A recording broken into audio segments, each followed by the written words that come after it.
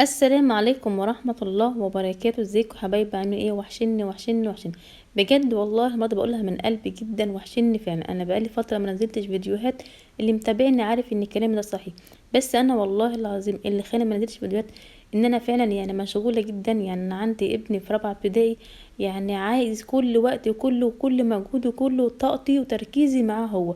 وانا مش من الشخصيات اللي مثلا اسيب مسؤولية بيتي ولا اجي على مسؤولية بيتي عشان اعمل فيديو او منتج فيديو. لا، انا معرفش كده. انا عندي بيتي اول حاجة خالص، وبعدها اي حاجة تانية. فانا اعذروني معلش، كل ام عندها احساس بالمسؤولية نحو بيتها وولادها وكده، هي اللي هتحس بيا وتعرف ان انا عندي حق. فمعلش التمسوا لي العذر اعذروني. ومتنسوش بقى حبايب قلبي اللايكات اللي ترفع الفيديو.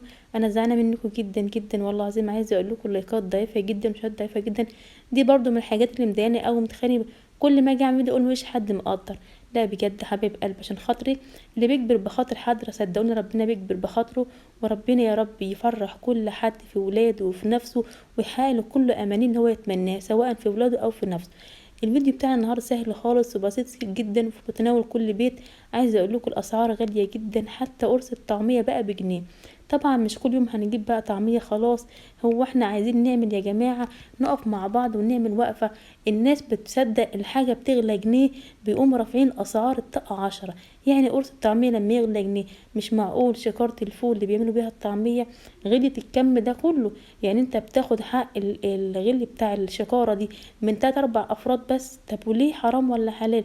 احنا بقى عايزين نمنع الحاجات التجار، يعني زي ما تقولوا بيشترونا بيها كده او بيزولنا بيها. لا، احنا هنعمل قرص مش هيكلفنا اي حاجه خالص. عايزه اقول لكم بكيلو وربع دي اللي انا عملت بيه الكميه الشفينه دي كلها، عاملين قرص خفيفه وجميله وبالعجوه وطعمها احلى. مش هتكلفك 20 جنيه 25 جنيه، هتقعد معاك الاسبوع كله. انت بتروحي تشتري دلوقتي ب10 جنيه طعميه يعني ل3 افراد بس في الاسره. 10 جنيه طعمية، دول 10 حبات طعمية. عايزة اقولك قرص الطعمية يعني قد عقلة الصابع، يعني كمان مش بجنيه، وحتى قرص محترم كده. لا، قد عقلة الصابع. بجد احنا الناس بتذلنا. اي حد عنده سلعة بيحتكرها، اي حد عنده حاجة بيبيعها بجد عندوش رحمة. يعني بجد أنا نفسي الاسعار بتغلى، بس مش لدرجة ان كل واحد مثلا بيبيع حاجة او بايده ان هو يبيع حاجة للناس يرفع سعرها للدرجه دي او قلل حجمها لدرجه حرام. بجد ارحم من في الارض يرحمك من في السماء. يعني كفايه الغلاء وكفايه العذاب اللي الناس فيه. وفي ناس كتير في كتير جدا بتجيب قوت يومها بالعافيه. يعني انت لما مثلا واحد مش بيجيب قوت يومه بالعافيه يروح يشتري ولاده ب5 جنيه طعميه وعنده 5 7 ولاد، هتعمل له ايه ب5 جنيه يا حمار؟ حرام والله بجد حرام جدا. يعني الرحمه حلوه. مفيهاش حاجة لما نرحم بعض ونعين بعض في الوقت الصعب ده. جد الصعب يعني صعب بما فوق الصعب كمان. بصوا الكمية اللي احنا عملناها، انا عايزة بجد ما نشتريش طعمية ولا نشتري اي حاجة تقول طب ما الطعمية مش مفيدة يا جماعة ولا مغذية ولا حاجة. ده هي حاجة بتكمل وجبة وخلاص على الفطار. لا، احنا نعمل قرص في البيت صحية بطريقة صحية بايدك انتي، حاجة نظيفة. طبعا القرص دي بتبقى عبارة عن تقريبا 60 جنيه. انت بتروحي تشتري ربع كيلو ما بيكملش، ما بيحس. يعني انت لو هتاكليه انت وحد واحد، فرد واحد كمان فردين في الاسره مش هيعملوا حاجه. لا، انت تعملي كميه كبيره مش هتكملي 20 25 جنيه. هتقعد معاكي كام يوم، فطارك عشاكي بكوبايه شاي بلبن بكوبايه شاي. بجد هتوفري لنفسك في الايام الصعبه دي. مش هقولك هاتي سمنه بلدي ولا هاتي سمنه هولندي. لا، احنا عاملين القرص بتاعتنا النهارده او المين بتاعنا عاملينه بالزيت. مش دور تعمليه بعجوه لو مش عايزه عجوه. انا العجوه دي عملتها بس عشان موجوده عندي. نبدا بس الفيديو. معلش طولت معاكم بالكلام، بس بجد جوايا طاقه كبيره جدا كنت عايزه اتكلم معاكم في الكلمتين دول. هنبدا الفيديو نقول اللهم صل وسلم وبارك على سيدنا محمد وعلى اله وعلى صحبه اجمعين. اللهم استرنا فوق الارض وتحت الارض ويوم العرض عليك. اللهم صب علينا الخير صبا ولا تجعل في عيشنا كدا. يا رب ارحمنا برحمتك في الايام الصعبه دي. بسلم عليكم. ازيكم حبايب؟ عاملين ايه؟ لايكاتكم بقى حبايب قلب عشان خاطر ربنا يكبر بخاطركم يا رب ويوسعها عليكم ويرزق كل واحد من حيث لا يحتسب. بص، انا كنت جايبه كيلو دقيق عشان عامله حسابي اعمل كيلو بس. تمام. فبفتش في المطبخ كده لقيت فيه بتاع ربع كيلو. قلت طب بالمره بقى عكه وتعب بالمره، نعمل ربع كيلو ده بالمره. مش مشكله بقى كيلو وربع. مش هتغيري حاجه في الوصفه، حاجات بسيطه جدا وتبقى برضو موجوده معاك. هننخل الدقيق بتاعنا. بس انت لما بتجيبي الدقيق عشان تعملي بيه قرص ولا تعملي حاجه، بتجيبيه تقول له عايزه دقيق معجنات. سبق وقلنا الكلام ده طبعا وعارفينه كلكم شاطرين ما شاء الله عليكم. دقيق معجنات او دقيق مخبوزات. تمام. اللهم صل وسلم وبارك على سيدنا محمد. هننخل الدقيق بتاعنا، دي اول خطوه بنعملها طبعا وكلكم ما شاء الله برضه شاطرين وعارفينها. هنحط بقى رشه من ملح، يعني مقدار نص معلقه ملح كده صغيره، ونحط كده برضو شويه سكر بمقدار 4 معالق سكر كبار. انت حابه تقللي براحتك، حاجه راجعلك، بس المقدار ده كويس بالنسبه لنا. اللهم صل وسلم وبارك على سيدنا محمد. عندنا لبن بودر، بصوا هحط معلقتين ماين، هم اصلا هم اللي موجودين في العلبه. برضو مش موجود عندك لبن بودر مفيش مشكله، احنا بنحط عندك كذا محسن، عندك البيكنج باودر، عندك لبن بودر، عندك الخل. التلات حاجات دول بيبقوا محسنات للعجينه بتاعتك. في حاجه موجوده، في اتنين موجودين مكانهم مفيش مشكله. سوري، قصدي في حاجه مش موجوده، في اتنين موجودين مكانهم مفيش مشكله. حطيت اللهم صل وسلم وبارك على سيدنا محمد معلقه كبيره بيكنج باودر. حطيت 4 معالق سمسم. مفيش عندك سمسم عادي القرص مش هتقولك لا. ده كيس خميره فوريه. هنحط معلقه مليانه، بس الكيس طبعا ما بقاش عامل معلقه منها، فجبت كيس تاني لان احنا زي ما قلت لكم انا عامله كيلو وربع. هزود سنه صغيره عشان ربع كيلو. بكل حاجه بتزود سنه صغيره بالذات في البيكنج باودر والخميره الفوريه. انا معلقه مليانه زودتها يعني خدتها منها شويه بزياده. والبيكنج باودر معلقه مليانه على الاخر. ممكن لو حطيت الكيس كله مفيش اي مشكله، هو كده كده الكيس مقداره يعني تقريبا معلقه مليانه يعني بزياده سنه. اللهم صل وسلم وبارك على سيدنا محمد. هنقلب المكونات الجافه دي كلها مع بعض، هقول لكم عليها تاني. حاطط في الاول نص معلقه ملح، نص معلقه صغيره ملح. معلقه مليانه بيكنج باودر، ولو حابه تحطي الكيس كله مفيش مشكله. معلقه مليانه كبيره خميره، ممكن تبقى كيس وربع مش شرط تبقى كيس الخميره بس. اللهم عشان احنا طبعا الجو سقع فبتزودوا في الخميره شويه عشان تسرعي من التخمير. اللهم صل وسلم وبارك على سيدنا محمد. حطينا 4 معالق سمسم، 4 معالق سكر. حابه تقللي في السمسم او تحذفيه خالص مفيش مشكله. السكر برضو ممكن تقللي منه. حطينا معلقتين مليانين لبن بودر، ممكن تستغنى عنها مفيش مشكله، ونحط مكانها معلقه خل جوه الميه بتاعتنا الدافيه. دي بتبقى محسن حلو قوي في المعجنات، بترفعها وتبقى جميله جدا اكنك حاطه لبن بودر بالظبط. حطينا مقدار كوبايه زيت زي ما انتوا شفتوا من شويه كده، وحطيناها كلها كده. هنبس العجين، يعني ناس كتير هتقولك يعني ايه نبس العجين، في ناس مش عارفه يعني ايه نبس العجين. بس العجين ده انت تفركيه بايديكي كده بحيث وكل المكونات كلها تبقى يعني تبقى تتجانس مع بعضها. بمعنى ايه؟ الاقي العجينه اصفرت كده، يعني دخل زيت فيها واصفرت، ما بقيش لسه الدقيق كده ابيض، الاقيها عامله زي كتل كده اصفرت بسيط. عايزه اقول لكم جبت شويه زيت، لان طبعا احنا كيلو دي عليه كوبايه زيت. فالربع ده رحت جايبه ربع كوبايه زيت، يعني كيلو وربع دي عليهم كوبايه وربع زيت. هنبس بقى العجينه بتاعتنا زي ما قلت لكم لحد ما تلاقيها خلاص فرولت كده واصفرت خالص. الزيت والمكونات كلها اتجانسوا مع بعضها وبقى زي الشكل قدامكم ده. هتاخد لها تقريبا بالظبط 10 دقايق بالظبط، يعني مش اقل من 10 دقايق. هنجيب بمقدار كوبايتين ميه بس تكون دافيه، يعني بصي زي ما قلت لكم ده ملعين. اللهم صل وسلم وبارك على سيدنا محمد. هننزل باول كوبايه. بصي هي عايزه اقول لكم الميه على حسب الدقيق. في دقيق هياخد كوبايتين، يعني كيلو هياخد كوبايتين، وفي دقيق ممكن ياخد له كوبايتين ونص. انا بالنسبه لي اخد كوبايتين، وهقول لكم دلوقتي هعمل ايه تاني. هناخد بقى العجينه بقى ونقعد ايه يعني نعجن فيها كده. برضو مش اقل من 10 دقايق، يعني هي اخدت بس نبسنا فيها وفركنا المكونات بتاعتنا 10 دقايق. هناخد برضو بعد ما حطينا الميه هتقعد لها يعني تقريبا هي من 10 ل 15 دقيقه. بصوا ادي احنا نحط ميه كمان، يعني يعتبر حطيت ربع كوب، بس انت بتحطي حبه بحبه متبدايش بالكتير. احنا اول حاجه حطينا كوبايتين ميه لان العجينه لسه ناشفه خالص، يعني لسه يعني ما يعني باينه خالص واضحه ليكي ان هي محتاجه فعلا ميه. فببدا ايه احط ربع كوبايه بربع كوبايه، او تقدر تقولي تمن كوبايه كمان، عشان ممكن الميه تزيد معاكي وتلاقي نفسك قاعده دي وانت عامله حسابك ان ايه الدقيق كله حاططيه مش عارفه ايه تصرفي. فانت بتبداي بحاجه بسيطه جدا من الميه، بتزودي يعني تقدر تقولي بالنقطه كده لان بتفرق.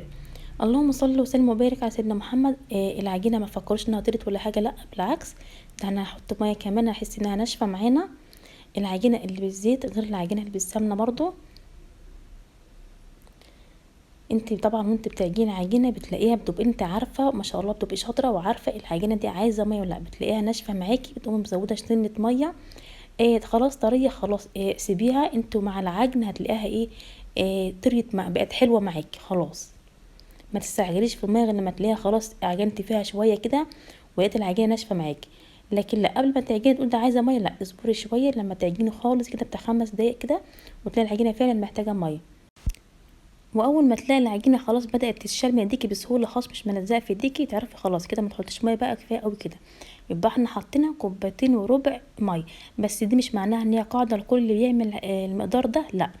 هو الكيلو بياخد 2 كوباية ميه او كوبايتين الا ربع كمان، بس على حسب نوع دي بقى عايزه وانت بتعجني بتاخدي بالك بتحطي كميه صغيره بكميه صغيره. يعني مش شرط يبقى كوبايتين او 2.25 كوباية، لا دي حاجه مش قاعده خالص. محدش يقول ايه ده العجينه بتاعته طريت والعجينه باظت والكلام ده كله، لا. ابدأي ب1.5 كوباية وبعدين ثم تمن كوبايه بتمن كوبايه، مش هقول لك ربع، لا، تمن بتمن. الميه بتاعتنا فتره بدفيها على البوتاجاز، ما تبقاش ساقعه ولا سخنه. اللهم صل وسلم وبارك على سيدنا محمد. هنعجن العجين بتاعنا مش اقل من 15 دقيقه. معلش هي تتعبك شويه، اللي عندها عجينه تبقى سهله بالنسبه لها، لكن اللي مش عندها عجينه بقى معاها ربنا. اللهم صل احسن من كل اي حاجه. اللهم صل وسلم وبارك على سيدنا محمد. عشان تخدمي العجينه تطلع معاكي حلوه لازم تعجنيها كويس قوي يا حبيبه قلبي. ما هو لازم اللي بيتعب في الحاجه بيلاقي في الاخر. لا اله الا الله سيدنا محمد رسول الله. هعجن بقى، مش هنطولش معاكم ربع ساعه، مش هنقعد على الكاميرا، ونشوف المرحله اللي بعد كده ايه. كده خلصنا عجن في العجينه بتاعتنا ربع ساعه. عايزه ابص حطيت صوابعك في العجينه كده في نصها كده، دي صوابعك طالعه نضيفه والعجينه بتغرز معاكي وجميله جدا ما شاء الله عليها. بص بقى احنا مش يا اللهم صل وسلم وبارك على سيدنا محمد، مش هنخمر العجينه. إيه لا، احنا هنعمل الاول نقرص وبعدين نخلي ايه التخمير بعد ما نقرص القرص بتاعتنا او من بتاعنا. تمام. اللهم صل وسلم وبارك على سيدنا محمد.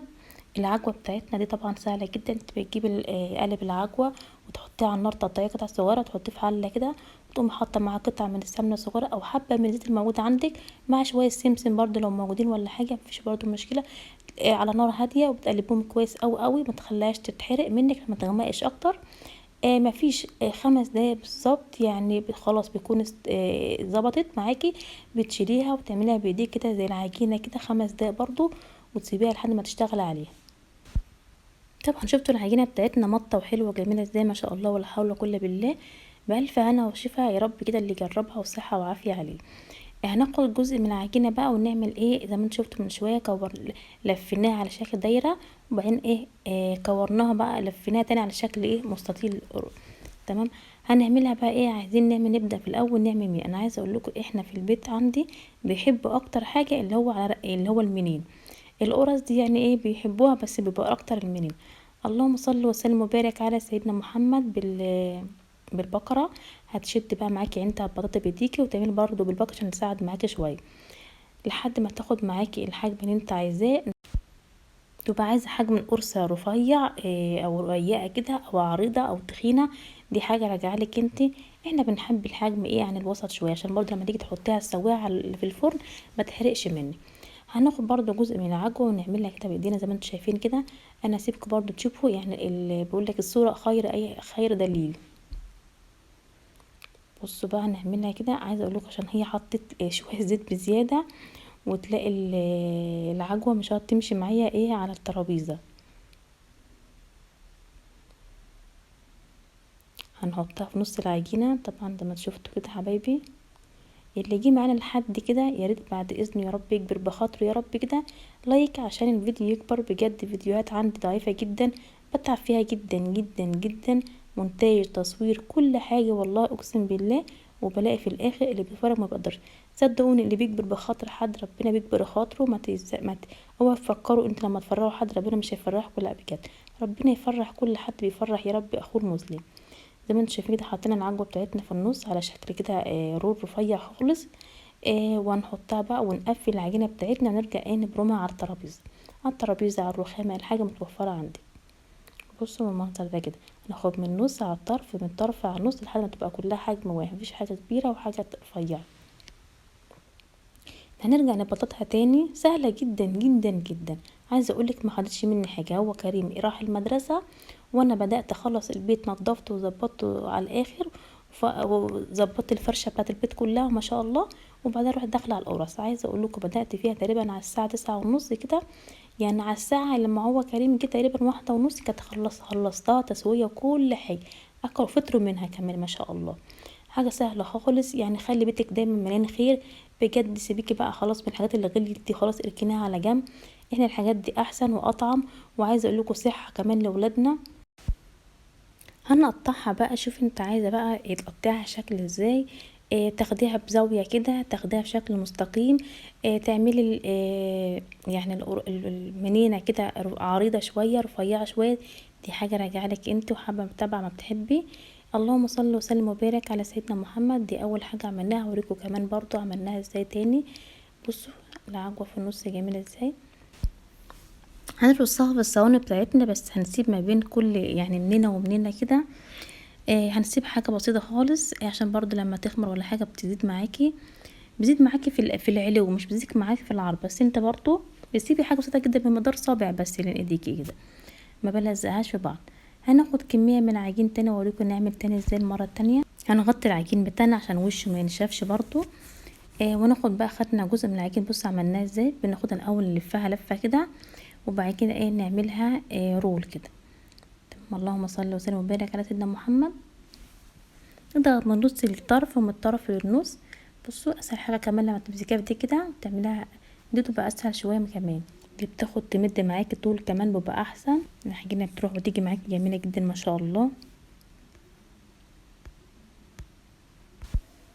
هنبطط بقى العجينه بتاعتنا ونرجع نحط عليها جزء زي ما عملنا من شويه بايديكي، وبتكملي عليها بالبكره اللي معاكي عشان تسهل معاكي وتديها النعومه بتاعتها برضو.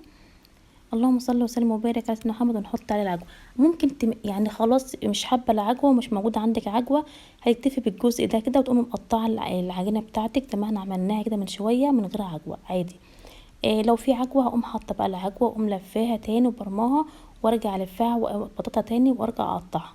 لكن زي ما قلت لك مفيش عجوه، هنكتفي بالجزء لحد ما احنا بططناه بالشكل قبل العجوه ده ونقطعها. هنلف بقى كده الطرف بتاعتها كويس قوي، ونقفل من جنب اليمين ومن جنب الشمال، ونرجع نظبط الدنيا خالص كده ونبرمها تاني زي ما انتوا شايفين كده حبايبي.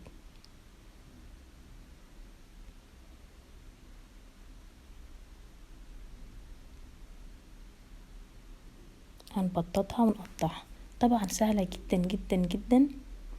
هنعمل بقى بالبقره دي عشان تديها النعوميه بتاعتها.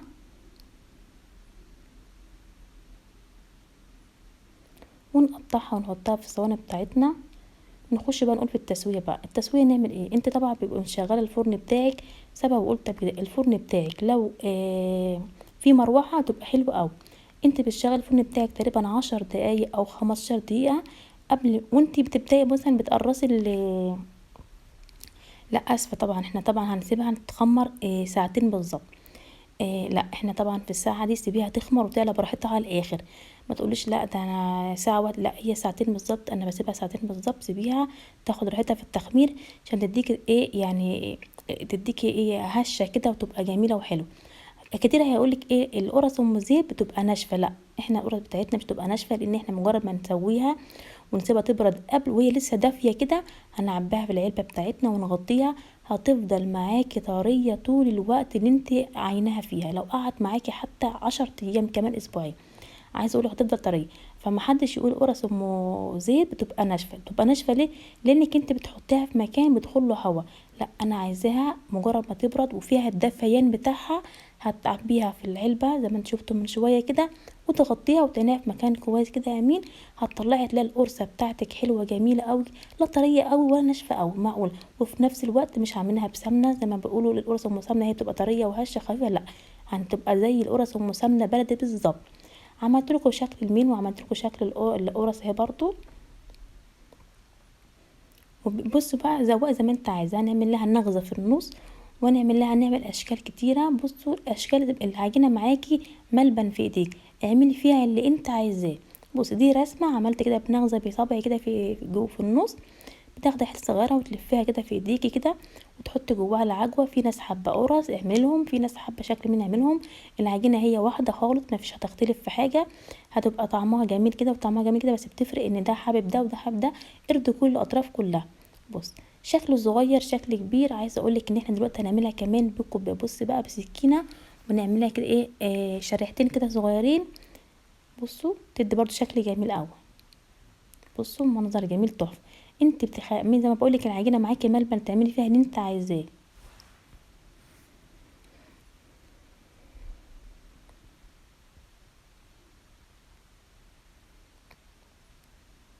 سهله جدا جدا. بس بصي عملنا 3 اشكال، اللي هو الشكل الاول اللي هو النغزه في النص، والشكل التاني عملناه بالسكينه، حطينا شريحتين بالسكينه، والشكل التالت اللي هو الشكل العادي خالص. بصوا هنعمل بقى بطريقه رابعه مهمه جدا. بصوا هوريها لكم برضو شكلها في الصينيه صراحه تحفه ازاي. تعالي بقى اوريكم ايه طريقه رابعه كده تسهل معانا المأمورية كلها. هناخد بقى حته كبيره كده من العجين. عايزه اقولك العجين ده ما خدش 5 دقايق بالظبط تقريص. بصوا بقى نعمل قرص كبير. ليه القرص كبير؟ اصبري بقى كده وفرجي بقى هنعمل ايه. هنعمل القرص الكبير ده ونجيب بقى كوبايه كده الاول ايه اللهم صل على البقره بتاعتنا، او زي ما بيقولوا البقره اللي هي اليدوي دي. هتعمليها بقى تاخديها حاولي تمطي فيها شويه كده يمين وشمال وتفضل على شكل دائري كده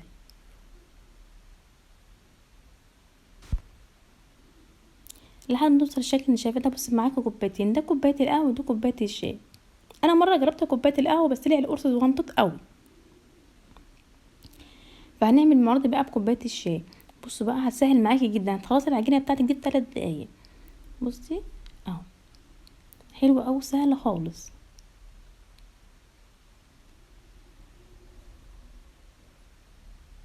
انت بتبطلي العجينه بتبقى سمك، شوفي كلها تبقى سمك واحد، ما ينفعش في النص عاليه وفي الطرف رقيقه، لا كلها تبقى سمك واحد بالبكره بتاعتك، وبتسوي حجم العجينه كله سمك واحد. بص شكلها عامل ازاي تحفه ازاي. هنشيل بقى زوائد العجين دي كلها وبرضه مش هنرميه، لا ده هنعمله عجينه تاني ونعيده من اول ونعمل نفس اللي احنا عملناه بالشكل ده او بشكل منين اي حاجه.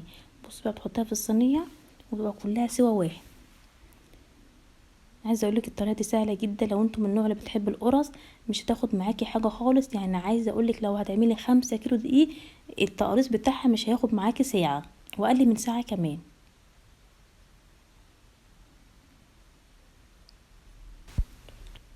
العجينه بتاعتنا خلصت اول منين، اول قرص بتاعتنا ما شاء الله ولا حول ولا قوه الا بالله. اللهم صل على سيدنا محمد. الشكل قدامكم ما شاء الله يفرح جميل جدا. مكوناتنا بسيطه خالص، مكلفناش نفسنا اي حاجه، هما شويه دقيق وزيت وسكر وخلصت الدنيا وعملت الشكل الحلو اللي قدامكم ده. هتقعد معانا الاسبوع. فطار بتاعنا بقى كوبايه شاي بلبن، احلى كوبايه شاي بلبن او كوبايه شاي هتشربيها مع احلى قرص تعمليها بألف هنا وألف صحة. اللي وصل معانا لحد اللحظة دي ما ينساش يعمل لايك حبايب قلبي، وما يبخلش انا باللايك. صدقوني اللي بيكبر بخاطر حد اقسم بالله ربنا ما بيسيبه، بيكبر بخاطره بيفرحه برضو. اجبروا بخاطرنا عشان ربنا يكبر بخاطركم حبايب قلبي. الواحد بيعمل فيديو بيتعب فيه عشان حد بس يفرحه بلايك كده ويكومنت حلو كده يشجعه ويحفزه انه يعمل فيديوهات تانية كتير. القرص بتاعتنا بعد ما سويناها عايزه اقول لكم التسويه انت طبعا بتسيب بعد ما بترصي الصواني بتاعتك كلها من العجينه بتاعتك بتسيبيها ساعتين بالظبط عشان تخمر. بتغطيها الاول كويس جدا وسيبيها ساعتين تخمر، وبعدين قبل الساعتين بربع ساعه بتشغلي الفرن بتاعك على اعلى درجه لمده ربع ساعه. لو انت الفرن بتاعك فيه مروحه يبقى خير وبركه، دي حلوه قوي. انا دايما بحب اسوي الحاجه عن طريق المروحه، ما بحبش الشوايه، ان الشوايه بتديكي شكل كده منغرش كده ما بقاش الحمار طبيعي. فانا بشغل الفرن بتاعي ربع ساعه واشغل معايا برضو المروحه واحط الصينيه بتاعتي بتقعد 10 دقايق بالظبط. يعني ما فيش 10 دقايق على الرف اللي في النص بتلاقي وشها احمر وهي استوت وبقت زي الفل. بتعرفيها استوت ازاي؟ انت بتمسكي الصينيه يعني تهزيها شويه كده تلاقي العجينه بتاعتك او القرص بتاعتك خلاص اتحركت من مكانها، تعرفي ان هي كده خلاص. هتشيليها اديت الشكل الحلو بتاعك اللي انت عايزاه الحمار الحلو اللي انت عايزاه بتشيليها بتطلعيها. في ناس هتقولي طب انا مش عندي مروحه في الفرن، عندي شوايه. مفيش اي مشكله. هنسخن برضو الفرن بتاعنا ربع ساعه بس طبعا ما تشغليش الشوايه في الوقت اللي هتسخني في الفرن. بتقومي حاطه الصينيه بتاعتك على الرف اللي في النص وتسيبيها 10 دقايق وقافله الفرن عادي جدا. وبعد ال10 دقايق بتمسكي الصينيه تلاقي القرصه بتاعتك اتهزت واتحركت من مكانها خلاص. تقوم شغاله الشوايه، بس سيبي باب الفرن موارب، ما ينفعش فيه باب الفرن، ما تقوليش احنا باب الفرن فرع ولا حاجه، لا قدر الله بعد الشر ربنا يعافيكم. هتسيبي باب الفرن موارب وتحطي بقى وتشغلي الشوايه على درجه حراره وسط لحد ما تديك الحمار اللي انت عايزاه والشكل اللي انت عايزاه. وتشيلي بقى القرص بتاعتك بألف هنا وألف صحة. الفيديو بتاعنا خلص، بسيط جدا. بصوا عملنا لكم اشكال كتيرة، عملنا قرص، عملنا منين، عملنا يعني كل حاجة انتوا تحبوها. القرصة معاكم، العجينة معاكم كانت زي الملبن، بتقول لكم اعملوا الفيا اللي انتوا عايزينه. القرص بتاعتنا خفيفة وهشة وجميلة جدا. في مكونات كل بيت شوية سكر، شوية دقيق، وشوية خميرة، عملنا احلى قرص واكبر كمية يعني هتقعد معاك اسبوع في البيت. احلى قرص هتعمليها مع احلى كوبايه شاي بلبن هتاكليها كده تفرحي بيها جدا. اشوفكم على خير. الفيديو دي متبخلوش انا بلايك حبايب قلبي. الواحد بيتعب في الفيديو في منتجته وتصويره وكل حاجه، ويا رب كده يجازي كل واحد، يا رب يفرح اي حد بلايك عشان قصده بس ان هو يفرحه ويحقق له كل اللي هو يتمناه في حياته وفيه وفي ولاده يا رب.